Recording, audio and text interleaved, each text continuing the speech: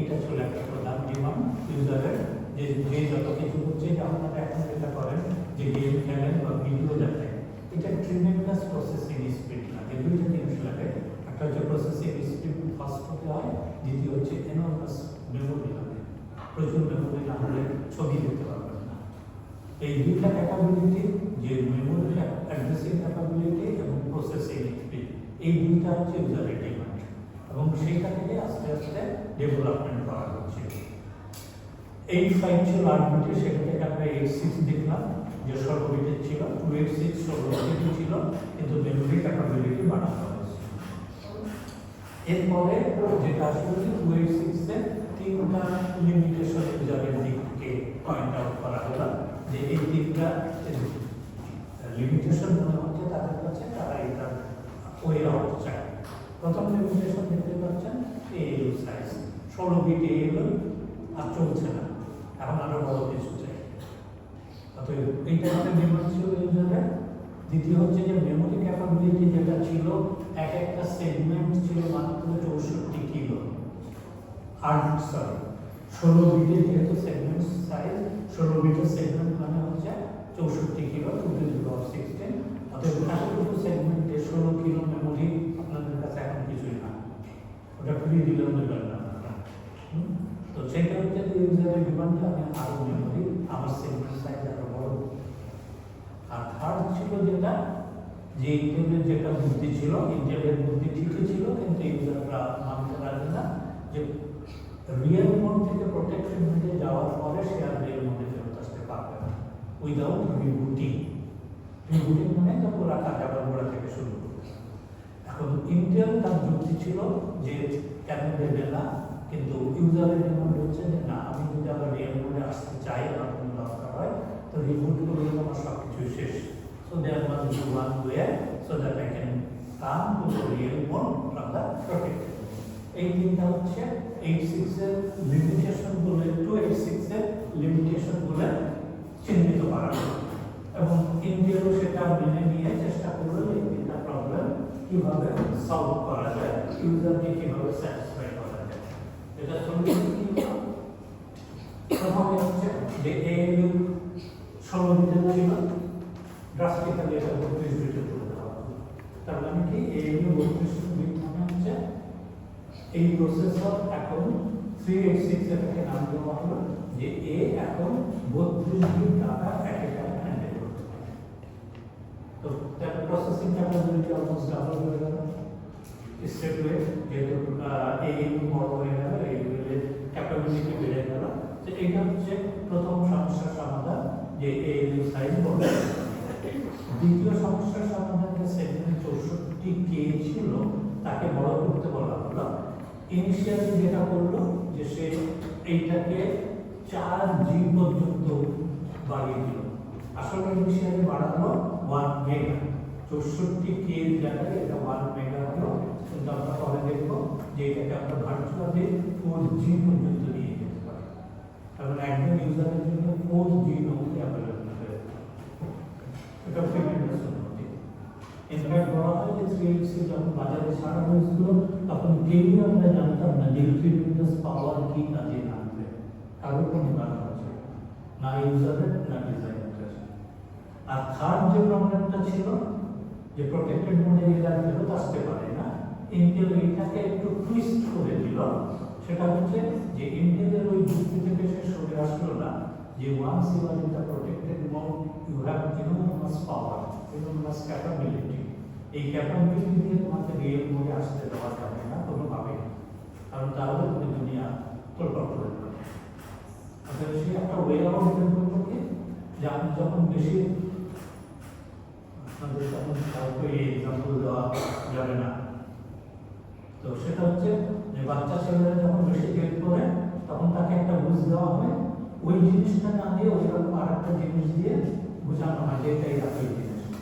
কিন্তু আপনাদের সেই বাচ্চা ছেলেকে বুঝিয়ে দিল রিয়েল মোডে ফেরার জন্য জেলাজেলি করছিল, কাটাকাটি করছিল, রিয়েল মোডে আনলো না, আর এক জায়গায় নিয়ে যেতে বললো বাবা এটা হচ্ছে রিয়েল মোড। আপনিও তাকে তাকে দেখুন, না তাই তো মনে হচ্ছে, দেখতে তো তাই মনে হয়, তাহলে আপনি করে যে হ্যাঁ ঠিক আছে, আমার যে ঠিক থাকে। এটা হচ্ছে সে একটা ভার্চুয়াল ভার্চুয়াল মোড তৈরি করে, ভার্চুয়াল নট রিয়েল, সেই জন্য এটাকে তারা বলছে ভার্চুয়াল। এই ভার্চুয়াল মোডে গেলে আপনি 86 এর পুরো এনভায়রনমেন্ট পাবেন, আপনার কাছে মনে হবে আপনি 86 এ ফেরত এসেছেন। কিন্তু honestly truly you are not in its real mode, আপনি রিয়েল মোডে ফেরত আসেন না, আপনাকে এক জায়গায় নিয়ে গিয়ে বুঝিয়ে দেওয়া হচ্ছে যে this is the real. Indian third প্রবলেমে এই সমাধান বের করতে এখানে সেইটাই থাকলো, you can never come back to the real mode or the protected mode. কিন্তু যেটা বললো আপনাকে প্রোটেক্টেড মোড থেকে আপনাকে আরেক জায়গায় নিয়ে গেল, যেখানে যাওয়ার পর সোজা ভার্চুয়াল মোড, এবং সেখান থেকে আবার প্রোটেক্টেড মোডে ফেরত আসার সোজা পাওয়ার সুইচ অফ করতে হবে না, কিছুই না, জাস্ট একটা প্লাগ বিট আছে, প্লাগ বিট সেট করলে এখানে করে যাবেন, প্লাগ বিট রিসেট করলে আবার এখানে করতে আসবে। So switching was very easy, এবং আপনি রিয়েল মোডে ভার্চুয়াল মোডে গেলে আপনি রিয়েল মোডের সাথে পাচ্ছেন, তো এই জন্য এটাকে বলা হয় ভার্চুয়াল মোড। তাহলে ইনিশিয়ালি যে তিনটা প্রবলেম ছিল, ইউজারের পক্ষ থেকে যে তিনটা দাবি ছিল, সেই তিনটা দাবি তিনটে এইভাবে সমাধান করবে। এর সাইজ বাড়িয়ে দিল, সেকেন্ড সাইজ বাড়িয়ে দিল, initially it was really 1 mega, কিন্তু virtually it could be as high as 4G। এবং শুধু এখানে শেষ না, ইন্ডিয়ান এমন ব্যবস্থা করলো যাতে 4G নিয়মকে সন্তুষ্ট না, যদি ইচ্ছা করেন you can use 64 terabyte of virtual memory. Tremendous, এখন পর্যন্ত কেউ আমরা 64 টেরাবাইট ব্যবহার করি না, হাই এন্ড সার্ভারগুলোতেও এর কাছাকাছি গেছে, কিন্তু ফুললি 64 টেরাবাইট কেউ ব্যবহার করে না। তবে দেখতে পাচ্ছেন যে কত অ্যাডভান্স চিন্তা ছিল তাদের তখন। তো সেটা আমরা কিভাবে করতে 64 টেরাবাইট হয় সেটা আমি পরে দেখাবো। এখানে যদি একটা ইকুয়েশন আছে, একটা বুঝবেন না, পরে বুঝিয়ে দেবো। তো এই হচ্ছে যে তিনটা লিমিটেশন ছিল আমাদের, সেই তিনটা 286 এর, এই 286 এর তিনটা লিমিটেশন আমরা এইভাবে ওভারকাম করার চেষ্টা করব লিমিটেড, এবং তারপরে 386 তৈরি করা হলো, 386 ডিজাইন করা হলো। 386 এর এখানে কিছু ইতিহাস আছে, এগুলো দরকার নেই। লাস্ট লাইন দেখেন যে 386 এর ডিজাইন ক্লক স্পিড ছিল 12 থেকে 40 মেগাহার্টজ পর্যন্ত, আর আমরা 286 এর ছিল ম্যাক্সিমামই ছিল 10 মেগাহার্টজ। এখানে ক্লক স্পিড বেড়ে গেছে। ক্লক স্পিড বাড়ানোর দুইটা কারণ আমরা বলেছি যে ক্লক স্পিড বা প্রসেসরের স্পিড বাড়ায় আমরা সাধারণত দুইভাবে, একটা হচ্ছে আমরা প্যারালালিজম অ্যাপ্লাই করি, মোর প্যারালালিজম, দ্বিতীয় হচ্ছে যে আমরা যদি ইন্টিগ্রেশন আরো বেশি ক্লোজ করতে পারি, ডেন্স ইন্টিগ্রেট করতে পারি, তাহলে স্পিড বেড়ে যাবে। আমি গত ক্লাসে বা না তার আগের ক্লাসে আপনাদের দেখিয়েছিলাম যে আমাদের এই দুইটা জিনিস হয়, এখানে ধরেন প্রসেসর আছে, প্রসেসর আর এখানে আছে মেমোরি, এদের ভিতরে ডিসটেন্স যদি 30 সেন্টিমিটার হয়, তাহলে এইখান থেকে রিকোয়েস্ট করার পর এখানে ডাটা পেতে 2 ন্যানোসেকেন্ড সময় পার হতে হবে। ঠিক আছে, লাইটের স্পিডে কাজ করছে, কিন্তু তখন আমরা হয়তো লাইটের স্পিড বলতে যে ট্রিমেন্ডাস স্পিড বুঝে আপনি যখন টাইম স্কেলটা ছোট করে নিয়ে আসছেন, এখন তো আমরা ন্যানো সেকেন্ডে হিসাব করি, তো ন্যানো সেকেন্ডে এখান থেকে এখানে যে আসছে 2 ন্যানো সেকেন্ড, 2 ন্যানো সেকেন্ড অনেক।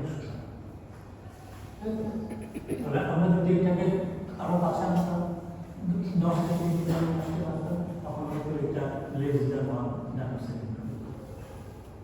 তাহলে ইন্টিগ্রেশন আরো ডেন্স করলে আমরা প্রসেসরের স্পিড বাড়াতে পারি, এটা ওয়ান অন দ্য ওয়ে। এবং আস্তে আস্তে আমাদের ইন্টিগ্রেশনের যে ক্যাপাবিলিটি বাড়ছে, তাতে এই দিকে যাচ্ছি আমরা, কিন্তু ইন্টিগ্রেশন ক্যাপাবিলিটির একটা লিমিট আছে। এটা আমি 10 সেন্টিমিটার বললাম, এটা কিন্তু আমি লেস দ্যান 1 সেন্টিমিটার যদি করি, এই পরিমাণ হিট জেনারেট করবে, এই যে করবে, দুজনে মিলে ঝগড়াঝাটি করে মারা যাবে, ঠিক আছে। এবং আমরা এখন প্রায় সেই পর্যায়ে চলে যাচ্ছি। পেন্টিয়াম প্রসেসর যেটা আপনারা ব্যবহার করেন, তার পাওয়ার কনজাম্পশন কত ধারণা আছে আপনাদের? 125 ওয়াট। 125 ওয়াট মানে বুঝেন, এই যে বাতিটা চলছে কত ওয়াটের? সিএসসি ছিল, ইলেকট্রিক্যাল এনার্জি কি করবে? 30 ওয়াট। জি 30 না 40, 4 ফিট হলে 40, তো 2 ফিট হলে 20 বলি আমরা। এই যে 40 ওয়াটের ওই বাতিটা হচ্ছে 40 ওয়াট, তার মানে একটা পেন্টিয়াম যে পাওয়ার দিয়ে চালান তাতে কয়টা বাতি জ্বালাতে পারবে? হচ্ছে দেখুন কতটা পাওয়ার পায় একটা অংশের জন্য পেন্টিয়ামের মাথায় গরম করে যেগুলোই তার মাথার উপরে একটা ফ্যান বসানো আছে। আপনাদের ফ্যান অনেক উপরে, ওটা কিন্তু একদম পেন্টিয়ামের মাথার সাথে, এবং কোনো কারণে যদি আপনার এই ফ্যান অফ হয়ে যায় আপনার কম্পিউটার অন হবেই। সব সার্কিট ঠিক আছে, ফ্যান সামহাও খুলে রেখেছেন বা পাওয়ার অফ হয়ে গেছে, ওই কম্পিউটার অন করতেই পারবেন, কারণ কয়েক সেকেন্ড চললেই মানা যাবে। পেন্টিয়াম নিজের সেফটির জন্য আগেই বলে রেখেছে ফ্যান না থাকলে আমি ক্লাস করবো। আপনার যেমন মাঝে মাঝে চলতেছেন, স্যার ল্যাবে যাচ্ছেন না কেন? স্যার ওখানে এসে নাই, ক্লাস করা খুব কষ্ট। এটা হচ্ছে যে পাওয়ার কনজাম্পশন, আমরা যত ক্লোজ ইন্টিগ্রেশন করবো তত হিট জেনারেট বাড়বে, তত এটাকে কন্ট্রোল করা কঠিন। তবে আমরা ইন্টিগ্রেশনের একটা লিমিটে অলমোস্ট পৌঁছে যাচ্ছি। এখন যেটা বলা হয় যে আমাদের এই যে ট্র্যাডিশনাল কি বলবো এই ট্রানজিস্টরাইজ সার্কিট, যেটা এই ট্রানজিস্টরাইজ সার্কিট তার লিমিটের তার প্রায় লিমিটেশনে পৌঁছে গেছে বলে বলা হয়। আমরা সেই আমি যে প্রথম কম্পিউটার ব্যবহার করেছি তখন তার স্পিড ছিল কিলো হার্টসে, এখন আপনারা গিগা হার্টসে ব্যবহার করছেন। এই গিগা হার্টস 1-2 থেকে শুরু করে এখন প্রায় 5 পর্যন্ত এসেছে। 10-এর বেশি যাবে কিনা অনেকেই সন্দেহ পোষণ করে যে আমরা আগে বেশি যেতে পারবো না। সেই জন্য অল্টারনেট টেকনোলজি চলছে, যে আমরা এই ট্রানজিস্টর টেকনোলজি দিয়ে আর বেশি দিন সার্কিট করতে পারবো না। কোয়ান্টাম, বায়ো, ইজি সব সেসব নাম আমি জানিও না, বুঝিও না। আমরা এই পুরানো জিনিস নিয়ে আসি, কারণ আমি নিশ্চিত দেখে আমরা নতুন কিছু শিখতে পারবো। এনিওয়ে, তো এইটা হচ্ছে এটা আমাদের যেটা বলছিলাম যে আমরা স্পিড বাড়াতে হবে, প্যারালেলিজম এবং ইন্টিগ্রেশন। ইন্টিগ্রেশন এখানে যথেষ্ট কথা বলছে, এখানে একটা লাইন আছে যেখানে 2,75,000 ট্রানজিস্টর এই 386 চিপের ভিতরে আছে। একটা চিপ তো কতটুকু দেখতেই পাবেন, এর ভিতরে 3 লাখ ট্রানজিস্টর আছে, শুধু ট্রানজিস্টর, তার সাথে সেই পরিমাণ রেজিস্টর আছে, কিছু কিছু ক্যাপাসিটর অবশ্যই আছে। চিন্তা করতে পারেন যে সেখানে কতগুলো সার্কিট তৈরি করা হয়েছে। এই জন্য আমরা প্রায় যাচ্ছি। আর আরেকটা যেটা বলেছি সেটা হচ্ছে আমরা প্যারালালিজম অ্যাপ্লাই করি। এই প্যারালালিজমটা আমরা এখানে দেখার চেষ্টা করব। তার আগে এখানে 386 এর কিছু ইতিহাস আছে, 2টা ভার্সনে ছিল। এই ইতিহাসগুলো এখন আপনাদের কাছে জাস্ট ইতিহাস, এই নিয়ে মাথা ঘামিয়ে লাভ নাই।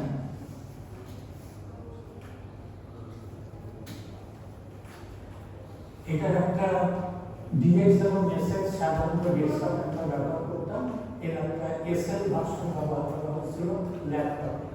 90 থেকে ল্যাপটপ উন্নত হওয়া শুরু করলো ইন্টেল ল্যাপটপ বাজার করার জন্য। ওই যে বললাম যে পাওয়ার খাই প্রচুর, অর্থাৎ এই প্রচুর পাওয়ার দিয়ে তো আপনার ল্যাপটপ চালানো যাবে, মিনিটে রিফ্রেশ করতে হবে, রিচার্জ করতে হবে। ফলে তারা একটা লো পাওয়ার ভার্সন তৈরি করার চেষ্টা করেছিল, যেটাকে তারা বলতো এসএল 386 এসএল, যেটা ল্যাপটপের জন্য ডিজাইন করা হয়েছিল। এখানে দুইটার ভিতর একটা কম্পারিজন দেওয়া আছে এসএক্স ডিএক্স এর। যদিও ইন্টেলের ডকুমেন্টে এই টার্মগুলো পাওয়া যায়নি, আমি দেখি নাই, কিন্তু অথাররা অনেকে ব্যাখ্যা করেন ডিএক্স মানে হচ্ছে ডিলুক্স ভার্সন, আর এসএক্স হচ্ছে বোধহয়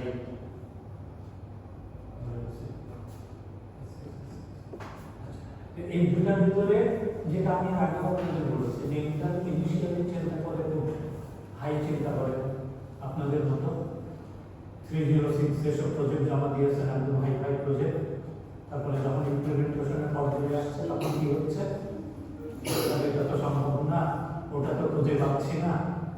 ইন্টেলের তাই যখন প্রসেসর ডিজাইন করে এমটাকে প্রচন্ড হয়, যেটা বললাম যে 386 286 বলে 86 এর টাইপ করেছিল, পরে তার কার্বন ভার্সন 88 বাজারে ছিল, 86 ও ছিল, 88 ও ছিল। 286 এ সেরকম হয়নি, কিন্তু 386 এ আবার সেই 32 বিটে লাভ দিয়ে চলে গেল, কিন্তু 32 বিটের জন্য কেউ প্রস্তুত না। বাজার পাই না, তখন আবার তার কাঠিন্য ভার্সন তৈরি করলো, সেটা হচ্ছে এসএক্স। এসএক্সটা হচ্ছে অনেকটা 286 এর মতো, খেয়াল করে দেখেন এসএক্স এর অ্যাড্রেস বাস কিন্তু সেই 286 এর মতো, ডাটা বাস সেই 286 এর মতো। ইনফ্যাক্ট এসএক্স তারা তৈরি করেছিল এমনভাবে যে 286 বেস যেগুলা ডেস্কটপ বা মাইক্রো কম্পিউটার বাজারে ছিল তাদের রিপ্লেসমেন্ট হিসাবে এসএক্স ব্যবহার করা হয়। জাস্ট 286 চিপটা তুলে নিয়ে ওখানে 386 চিপ বসিয়ে দিলে হতো, মাদারবোর্ড ডিজাইন করা তখন পড়ে। তো অরিজিনাল 386 হচ্ছে ডিএক্স ভার্সন, 32 বিটের অ্যাড্রেস লাইন, 32 বিটের ডাটা লাইন। তো 32 বিটের ডাটা লাইন তখন হচ্ছে মানে কেউ দিত না বলে 16 বিটের কার্ড ভার্সন তৈরি করা হয়।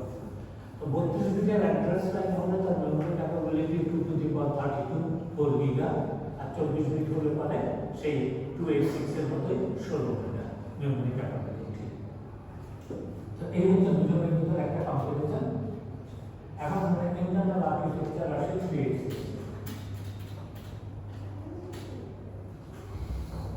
প্রথম ছবিতে যেটা দেখতে পাচ্ছেন যে আমরা আগে দেখিয়েছি আপনাদের 85 অ্যাজ এ হোল কাজ করতো, যে তিনটা বেসিক কাজ, প্রিপেজ, ডিকোড, এক্সিকিউট, সেই তিনটা কাজ 85 সিকোয়েন্সিয়ালি করতো, পুরো চিপ একটা কাজ করতো। 86 এ আমরা এটাকে দুই ভাগে ভাগ করে দিলাম, প্যারালালিজমটা একজন প্রিপেজ করে আর বাকি ডিকোড এবং এক্সিকিউট করে। 286 এ এসে আমরা চার ভাগ করলাম, চারটা কাজ করে ফেললাম। প্রিপেজ করছে বিআইইউ, সেটাকে সে জমা রাখছে কিউতে, ইনস্ট্রাকশন ইউনিট সেইটাকে নিয়ে ডিকোড করছে, করে কিউতে জমা রাখছে, এক্সিকিউশন ইউনিট সেই ডিকোডেডটা নিয়ে এক্সিকিউট করছে, এক্সিকিউট করতে গিয়ে তার যদি কোনো নতুন অ্যাড্রেসের দরকার হয়, মেমোরি থেকে ডাটা আনতে হয়, তাহলে সেই এইইউ কে বলে যে আমার এই অ্যাড্রেস থেকে ডাটা দরকার। এইইউ অ্যাড্রেস থেকে ডাটা মানে ডাটা অ্যাড্রেস ক্যালকুলেট করে ইন্টারফেস ইউনিটকে বলে যে তুমি এই ডাটাটা ফেচ করে নিয়ে আসো। এখানে চারজন এই কাজটা 386 এর সঙ্গে আরো প্যারালালিজম অ্যাড করলো। বাস ইন্টারফেস ইউনিট যেমন ছিল তেমনই থাকলো। ইন্টারফেস ইউনিট যেটা ছিল, ইন্টারফেস ইউনিট এখানে দেখেন ইন্টারফেস ইউনিটটাকে কেটে ডিফাইন করা হয়েছে। ডিকোড ইউনিট আলাদা করা হয়েছে, প্রিপেজ ইউনিট আলাদা করা হয়েছে। এখান থেকে ডিকোড করে যখন দেওয়া হচ্ছে, এক্সিকিউশন ইউনিট নিজের মতো কাজ করছে, কিন্তু যখন অ্যাড্রেস ইউনিট দরকার হলো নতুন অ্যাড্রেস তৈরি করতে হবে, তখন অ্যাড্রেস ইউনিটকে আমরা দুই ভাগে ভাগ করে ফেলবো, সেগমেন্ট ইউনিট এবং পেজ ইউনিট। এই পেজ শব্দটা সম্পূর্ণ নতুন 386। আমরা পেজটাকে ডিটেইলস 386 এর পেজটা ডিটেইলস শেখার চেষ্টা করব। তাহলে প্যারালালিজম দেখেন যেখানে 85 যেখানে একটা ইউনিট কাজ করছিল, তিনটা কাজ সিকোয়েন্সিয়ালি, এখানে এসে 386 এসে আমরা সেটাকে 6টা প্যারালাল ইউনিটে প্যারালালি কাজ করা হচ্ছে। অথবা এটা হচ্ছে আপনার স্পিড বাড়ার একটা কারণ, আর একটা ইন্টিগ্রেশন, এই দুটো মিলিয়ে 85 এর যে স্পিড ছিল in the range of kilohertz, সেটা এখানে চলে এসেছে in the range of megahertz. ঠিক আছে, তো এই হচ্ছে আমাদের স্পিড বাড়ানোর বুদ্ধি, এবং এইটা হচ্ছে আমাদের ইন্টারনাল আর্কিটেকচার 386, যেখানে 6টা ইউনিটকে ভাগ করে দেওয়া হয়েছে, কাজগুলো সব প্যারালালিজম আনার চেষ্টা করা হয়েছে। এই দুইটা ইউনিটকে এসইউ এবং টিইউ কে দুইটা ইউনিটকে একসাথে আমরা মেমোরি ম্যানেজমেন্ট ইউনিট বলে থাকি। এটা আমরা পরে রাখার চেষ্টা করব। এটা একটা ব্লক ডায়াগ্রাম বই থেকে তুলে নিয়ে আসা। আর্কিটেকচার, ইন্টারনাল আর্কিটেকচার আপনাদের বলেছি যে এক্সিকিউশন এখন আসেন, যে এটা একটা ইউনিট দেখলাম, আমরা যদি এটা দেখার চেষ্টা করি। এক্সিকিউশন ইউনিট যেটা আছে, এক্সিকিউশন ইউনিটে 86 এর বা 286 এর যে এক্সিকিউশন ইউনিট ছিল অলমোস্ট প্রায় এইইউ সাইজটা বেড়ে যাচ্ছে, করসপন্ডিংলি রেজিস্টার সাইজগুলো বেড়ে গেছে, আমরা সেটা দেখবো। কিন্তু ওই যে 8টা রেজিস্টার ছিল, সেই 8টা রেজিস্টার আছে, AX, BX, CX, DX, SP, BP, SI, DI, এই 8টা রেজিস্টারে আছে। রেজিস্টারের সংখ্যা বাড়েনি, কিন্তু কেন রেজিস্টারের সংখ্যা বাড়ায় না? পেন্টিয়াম বা তারপরের ভার্সনগুলো তো রেজিস্টার হয়ে আটকে। একদম গোড়া থেকে আটটাই আছে। মোটরোলার গোড়া থেকে প্রায় 16টা করে রেজিস্টার ছিল, সেইভাবে আছে। বা পরে 32টা করেছে মোটরোলা, কিন্তু ইন্টেল 8টার ভিতরে সীমাবদ্ধ আছে।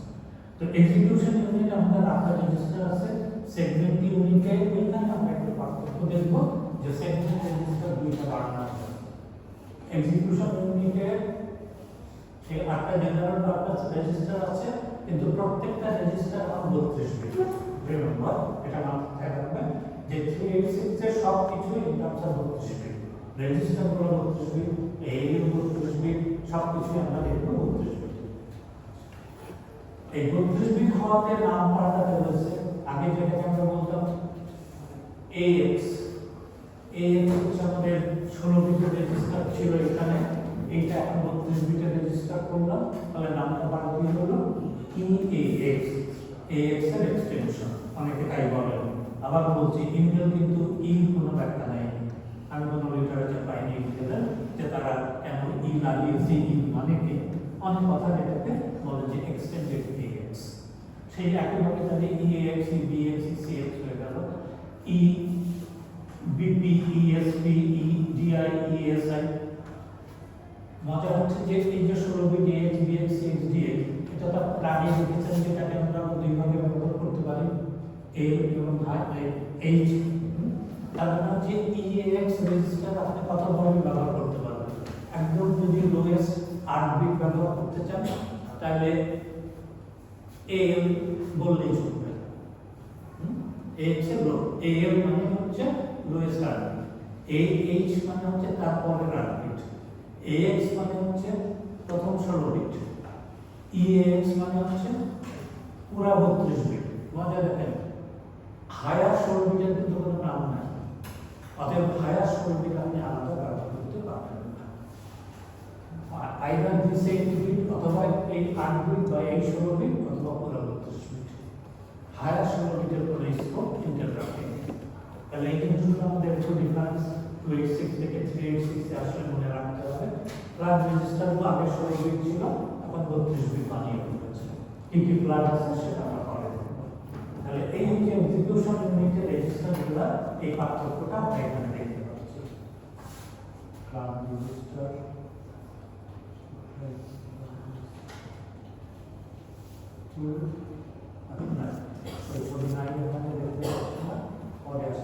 তাহলে এইটা হচ্ছে আমাদের যে প্রতিটা নাম পাল্টিয়ে গেছে। খেয়াল রাখবেন যে 286 এর যে নাম বলতে তার আগে একটা ই লাগাবেন।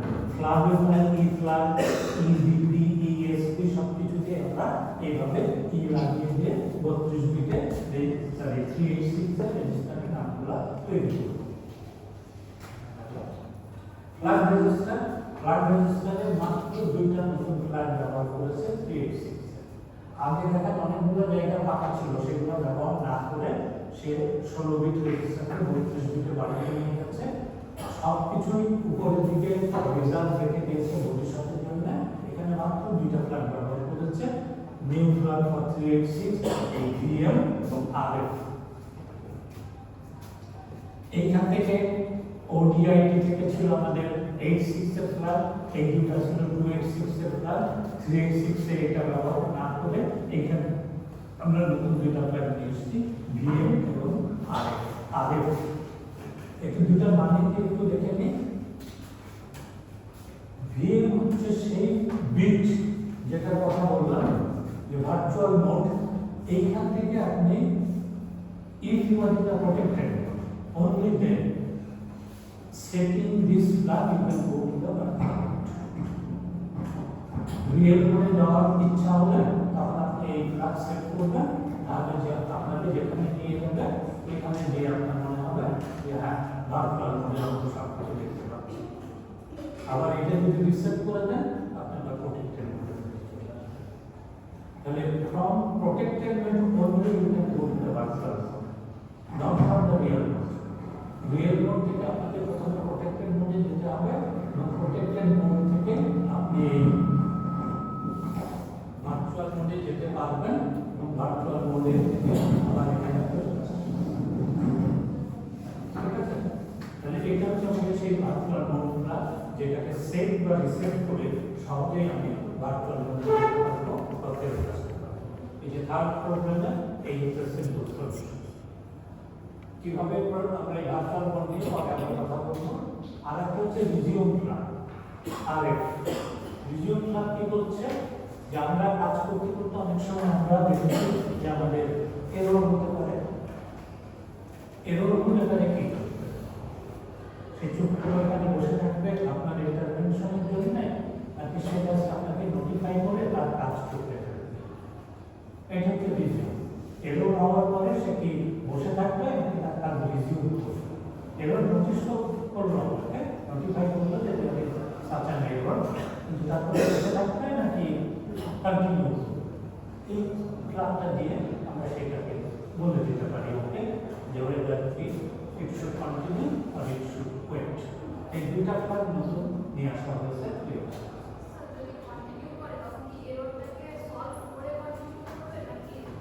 এই এরর কেউ নিজে সলভ করতে পারে না, কারেক্ট?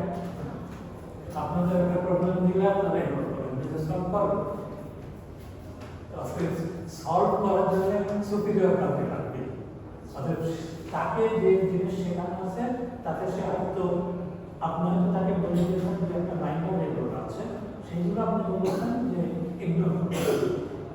তাকে আপনি আশা করছেন যে এর ফলে রেজাল্ট খুব একটা ভ্যারি করবে। অর্থাৎ সেরকম মাইনর এরর তাকে আপনি বলে দিলেন যে ইউ রিজিউম। কিন্তু মেজর এররে হয়তো আপনি ইন্টারপ্রেট করার জন্য তাকে বলবেন যে report and wait until you correct it. অর্থাৎ দুটা করতে পারে। এটা হচ্ছে প্রোগ্রামের ডিসিশনের উপর যে কোন ধরনের এররকে সে ইগনোর করবে বা রিজিউম করতে বলবে, আর কোন ধরনের এররকে সে ওয়েট করবে।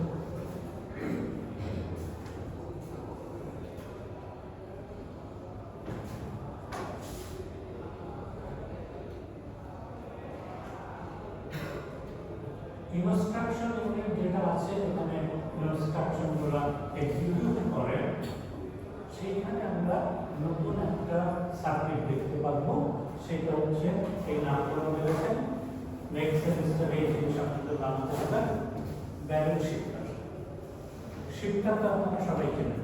শিফট রেজিস্টার কি কাজে ব্যবহার করি আমরা? শিফট রেজিস্টার কি কাজে ব্যবহার করি?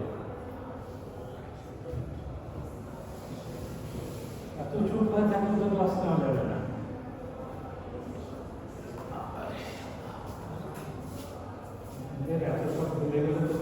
শিফট রেজিস্টার শিফট করে লেফট অথবা রাইট। যদি আমি লেফট শিফট করি এক বিট, তার অ্যারিথমেটিক ইমপ্লিকেশন কি? এক বিট লেফট শিফট করলে অ্যারিথমেটিক্যাল ইন্টারপ্রিটেশন কি হবে? লেফট শিফট করলে এক বিট করলে 2 গুণ বেড়ে যাচ্ছে, রাইট শিফট এক বিট করলে ডিভিশন হয়ে গেছে, অর্ধেক হয়ে গেছে। তো এইটা আমরা যদি 2 এর মাল্টিপ্লিকেশন বা ডিভিশন থাকে, 2 এর মাল্টিপ্লিকেশন বা ডিভিশন থাকলে আমরা অনেক সময় এরকম শিফট রেজিস্টার ব্যবহার করি। যদিও আপনাদের ইনস্ট্রাকশন দেখানো হচ্ছে অ্যাসেম্বলি ল্যাঙ্গুয়েজে যে মাল্টিপ্লিকেশনের একটা নিউমোনিক্স আছে, ডিভিশনের একটা নিউমোনিক্স আছে, তাতে যে কোনো নাম্বারকে যে কোনো নাম্বার দিয়ে আমরা মাল্টিপ্লাই বা ডিভাইড করতে পারি। কিন্তু সফটওয়্যারে এই কাজটা করতে গেলে হার্ডওয়্যারও আছে, মাল্টিপ্লিকেশন ডিভিশনের হার্ডওয়্যার সার্কিটও আছে, যেমন আপনাদের অ্যাডার সাবট্রাক্টরের হার্ডওয়্যার সার্কিট আছে, কিন্তু সেটাও টাইম কনজিউমিং। তো তার চেয়ে সহজ হচ্ছে যে দেখেন, যদি 2 এর মাল্টিপল অফ 2 এর যদি গুণ বা ভাগ হয়, তাহলে আপনি সেই কয়েক বিট শিফট করে দিলেই হয়ে যাবে। এবং কয়েক বিট শিফট করাটা কিন্তু টাইম কনজিউমিং না।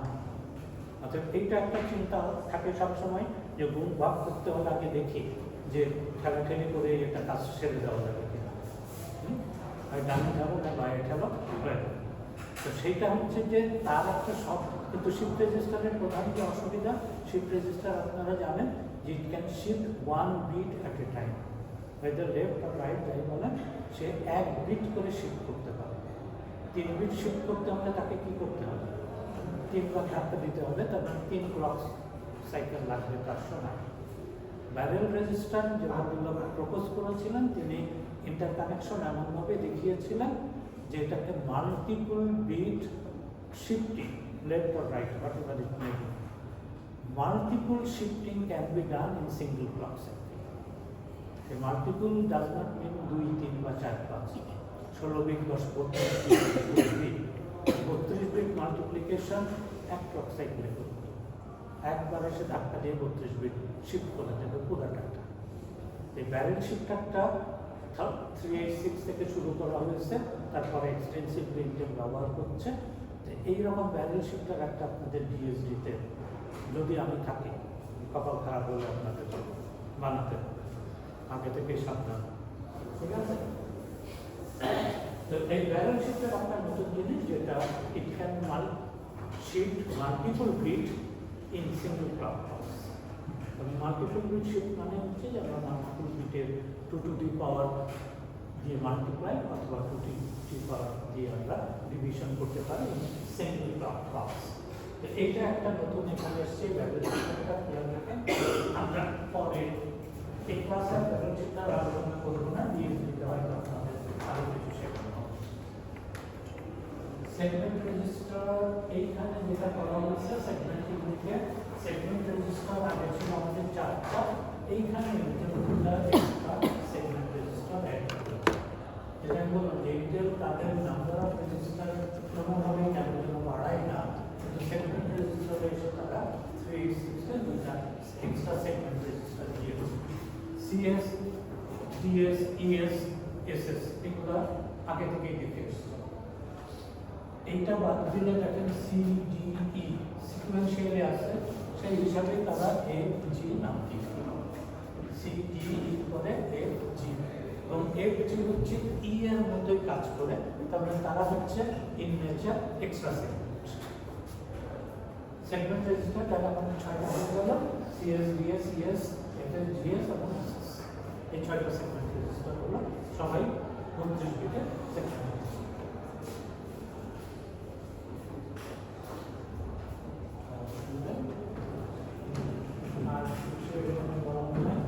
ইনস্ট্রাকশন কাউন্টার যেটা সর্বপ্রথম ছিল সেটা এখানে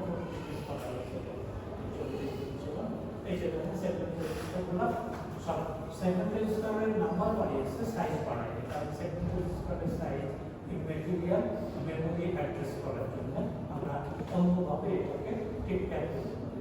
অর্থাৎ সেগমেন্ট রেজিস্টার 16 বিট আছে, নামগুলো লিখে রাখেন, এগুলো হচ্ছে এক্সট্রা, আর ইনস্ট্রাকশন কার্ডটা 32 বিট। পেজ ইউনিট যেটা বলেছিলাম, এই পেজ ইউনিট হচ্ছে এই 386 এর নতুন একটা কনসেপ্ট ঢুকানো হলো। কনসেপ্টটা একদম নতুন না, আপনারা অপারেটিং সিস্টেম করছেন, সেখানে পেজিং করছেন বা করবেন। অর্থাৎ পেজিং কনসেপ্টটা বহু পুরানো, অপারেটিং সিস্টেম এটা বহু আগে থেকে ব্যবহার করে। পেজিং কনসেপ্টটা হচ্ছে সিম্পল, যে বিশাল বড় একটা জিনিস আপনাদের যে সিআর সাহেব খাতাতে লিখতেছে, পাতা উল্টিয়ে উল্টিয়ে লিখছে, আর যদি এরকম খাতা না দিয়ে ফার্স্ট ইয়ারে সেই ড্রয়িং শিট নিয়ে সবাইকে ক্লাসে আসতে বলা হতো, এমন ড্রয়িং শিটে নোট করবেন, তাহলে কেমন হতো? এইটা হচ্ছে যে সাইজ যদি বিশাল হয়, এটাকে হ্যান্ডেল করাই তো সমস্যা। অর্থাৎ বুদ্ধি আমি হ্যান্ডেল করছি, আমি ড্রয়িং শিট কেটে এই সাইজের উপরে স্ট্যাপল করে দিয়েছি। এটা হচ্ছে এখন খাতা, পেজ আছে, এই পাতা ওই পাতা সেই পাতা। বেসিক কনসেপ্ট হচ্ছে আমি যেমন বললাম যে মেমোরি সেগমেন্ট 386 এ 4G করে রাখা হয়েছে। 4G কিন্তু ছোট জায়গা, এই 4G যখন হ্যান্ডেল করতে হবে তখন it becomes a little bit difficult। অর্থাৎ তখন এই কনসেপ্টটা নিয়ে আসলে ইন্টেন্ট যে 4G জায়গাটাকে আমরা ছোট ছোট পেজে ভাগ করি। টোটাল এই যে ড্রয়িং শিট এটাকে ছোট ছোট পেজে ভাগ করব। এক একটা পেজের সাইজ ইন্টারপ্রিট করলো 4 কিলোবাইট।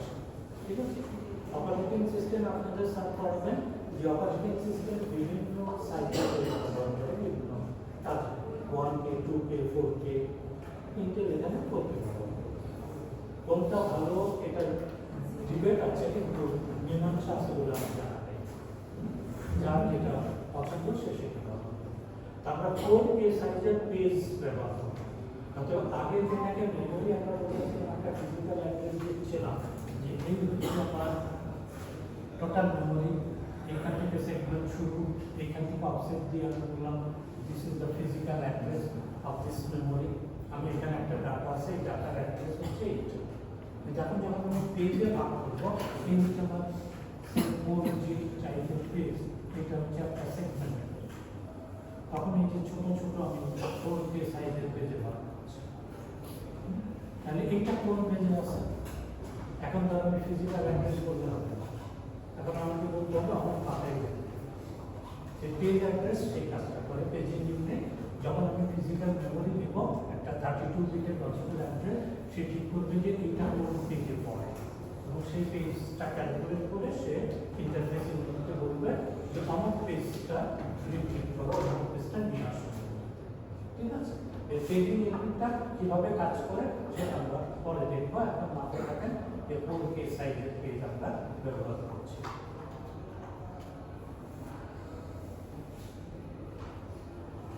কিছু রেজিস্টার আছে 386 এর, যেগুলোকে এই নামটা কিন্তু নিশ্চয়ই ব্রেক বই থেকে ব্রেক এই টার্মটা ব্যবহার করেছে। অর্থাৎ হল বা রুটিকে যেমন এই টার্মটা পাবেন না, এটা ব্রেক ব্যবহৃত টার্ম। হিডেন রেজিস্টার বা প্রোগ্রাম ইনভেজিবল রেজিস্টার বা স্পেশাল রেজিস্টার। স্পেশাল রেজিস্টার ব্যবহার করেছে কয়েকজন, কিন্তু হিডেন রেজিস্টার বা প্রোগ্রাম ইনভেজিবল রেজিস্টার এই শব্দটা ব্রেক ব্যবহার করেছে। তো এরকম কিছু রেজিস্টার আছে। কেন বলা হয়েছে হিডেন বা প্রোগ্রাম ইনভেজিবল? এই রেজিস্টারগুলো যে AX, BX, CX এদের একটা নাম আছে, আপনি ওই নামগুলো ডাকলে তারা সাড়া দেবে, তাই তো? প্রোগ্রামের ভিতরে আপনি ওই নামগুলো ব্যবহার করে প্রোগ্রাম দেবেন। কিন্তু এই রেজিস্টারগুলো যে নাম আমরা বলবো, এই নাম কেউ রেসপন্স করবে না। আপনি যদি ওই নাম ধরে কাউকে ডাকবেন তো সাড়া দেবেন, আপনি প্রোগ্রামে এই নাম ব্যবহার করলে কোনো লাভ নেই। সেই জন্য এইগুলোকে হিডেন রেজিস্টার বলছে। তারা আছে, আপনাকে কাজে সহায়তা করবে, কিন্তু কখনো তাকে আপনি দেখতে পাবেন না, রাখতে পারবেন না। একইভাবে প্রোগ্রাম ইনভিজিবল, প্রোগ্রামগুলোকে দেখা যায় না, ব্যবহার করা যায়। তো এই রকম হচ্ছে যে আমরা যখন 2x6 এর ডেসক্রিপ্টর করছিলাম, তখন আমরা বলছিলাম যে প্রোটেক্টেড মডিউলের ডেসক্রিপ্টর আমরা ব্যবহার করি। সেগমেন্ট রেজিস্টারে যা আছে সেই ডাটা ডেসক্রিপ্টরকে পয়েন্ট করে, এবং বারে বারে মেমোরি থেকে ডেসক্রিপ্টর পড়ে আসাটা আমাদের জন্য সময় সাপেক্ষ হয়ে যায়। ফলে আমরা বলেছিলাম যে আমরা কিছু ক্যাশে শ্যাডো রেজিস্টার তৈরি করে রাখি।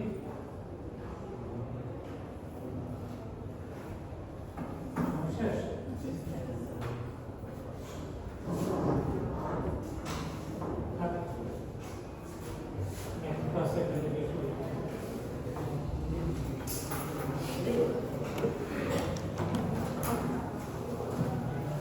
That's